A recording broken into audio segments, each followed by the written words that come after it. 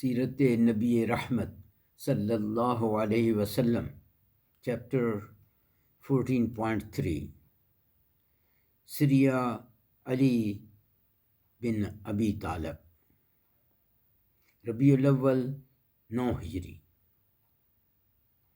یہ سریہ قبیلہ تئی کے ایک بت جس کا نام کلس یا کلیسا تھا کو ختم کرنے کے لیے بھیجا گیا۔ حضرت علی رضی اللہ عنہ کے ہمراہ 150 افراد، 100 اونٹ اور 50 گھوڑے تھے۔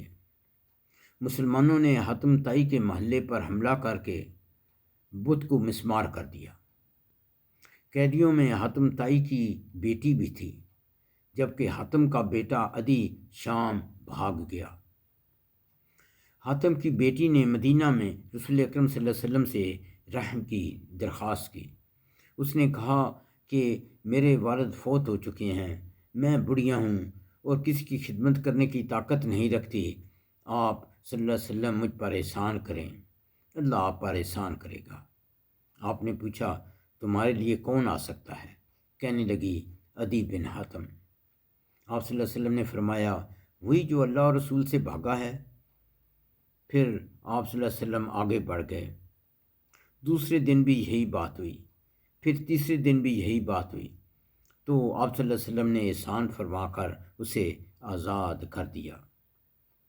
کسی صحابی نے اس سے کہا کہ سواری کے لیے سوال کرو۔ اس نے سواری کی درخواست کی، آپ صلی اللہ علیہ وسلم نے اسے سواری عطا فرما دی اور وہ اپنے بھائی عدی کے پاس شام پہنچ گئی۔ اس نے اپنے بھائی کو رسول اکرم صلی اللہ علیہ وسلم کے بارے میں بتایا، اور رسول اکرم صلی اللہ علیہ وسلم نے ایسا کارنامہ کیا ہے، اور یہ بتایا کہ رسول اکرم صلی اللہ علیہ وسلم نے ایسا کارنامہ کیا ہے ویسا تمہارا باپ نہیں کر سکتا تھا، تم ان کی خدمت میں حاضر ہو۔ چنانچہ عدی آپ کی خدمت میں حاضر ہوا اور رسول اکرم صلی اللہ علیہ وسلم اسے اپنے گھر لے آئے اور حمد و ثنا کے بعد فرمایا کیا تم لا الہ الا اللہ کہنے سے بھاگ رہے ہو؟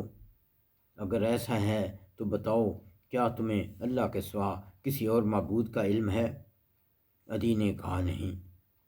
پھر تھوڑی دیر بعد آپ صلی اللہ علیہ وسلم نے فرمایا اچھا اس سے بھاگتے ہو کہ اللہ اکبر کہا جائے، تو کیا تم اللہ سے بڑی کوئی اور چیز جانتے ہو؟ عدی نے کہا نہیں۔ آپ صلی اللہ علیہ وسلم نے فرمایا یہود پر اللہ کا غضب نازل ہو اور نصارہ گمراہ ہیں۔ اس کے فوراً بعد عدی نے کہا میں اسلام قبول کرتا ہوں۔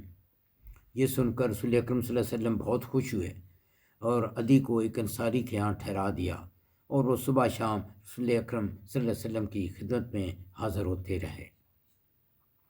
بخاری میں ہے، حضرت عدی کا بیان ہے کہ میں رسول اکرم صلی اللہ علیہ وسلم کے پاس بیٹھا تھا، ایک آدمی نے آ کر فاقہ کی شکایت کی، پھر دوسرے آدمی نے راہزنی کی شکایت کی۔ رسول اکرم صلی اللہ علیہ وسلم نے فرمایا عدی کیا تم نے ہیرا دیکھا ہے؟ اگر تمہاری زندگی دراز ہوئی تو تم دیکھ لو گے کہ ہودج نشین عورت ہیرا سے چل کر آئے گی، خانہ کعبہ کا طواف کرے گی، اور اسے اللہ کے سوا کسی کا خوف نہ ہوگا۔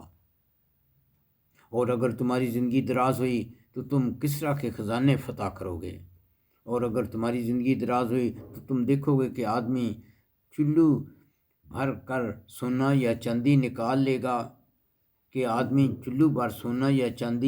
نکالے گا اور ایسے آدمی کی تلاش کرے گا جو اسے قبول کر لے، تو کوئی اسے قبول کرنے والا نہ ملے گا۔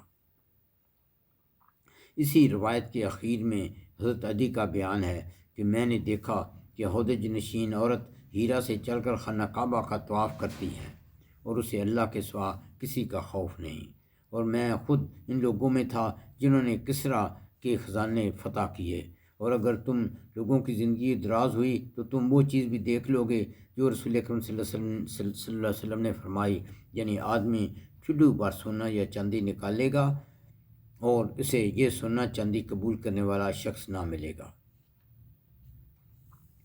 ترمذی میں ہے، حضرت عدی بن حاتم نے سورۃ توبہ آیت نمبر 31 پڑھی، جس کا ترجمہ یہ ہے: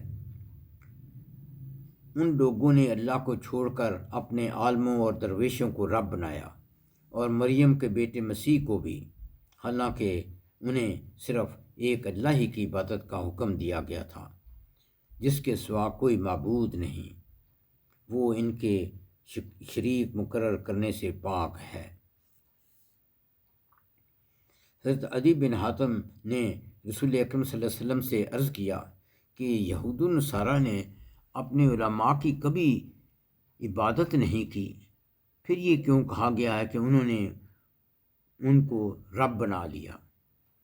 آپ صلی اللہ علیہ وسلم نے فرمایا، یہ ٹھیک ہے کہ انہوں نے ان کی عبادت نہیں کی، لیکن یہ بات تو ہے نا کہ ان کے علماء نے جس کو حلال قرار دے دیا اس کو انہوں نے حلال، اور جس چیز کو وہ حرام قرار دے دیا اس کو حرام ہی سمجھا۔ یہی ان کی عبادت کرنا ہے۔ بخاری میں ہے، حضرت عدی بن حاتم نے روایت کیا ہے کہ رسول اکرم صلی اللہ علیہ وسلم نے فرمایا، تم اپنے آپ کو جہنم کی آگ سے بچاؤ، خواہ آدھی کھجور ہی صدقے میں دے دو۔ بخاری میں یہ بھی ہے کہ حضرت عدی بن حاتم نے روایت کیا ہے کہ جب سورہ البقرہ آیت نمبر 87 نازل ہوئی کہ تم کھاؤ اور پیو یہاں تک کہ صبح کا سفید دھاگا سیاہ دھاگے سے واضح ہو جائے، تو میں نے ساری رات ایک سفید اور کالے دھاگے کو دیکھتا رہا لیکن اس سے کچھ بات سمجھ نہ آئی۔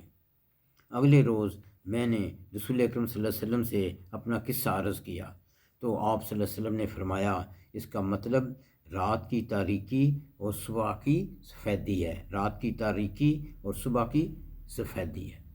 ربنا تقبل منا انک انت السمیع العلیم وتب علینا انک انت التواب الرحیم۔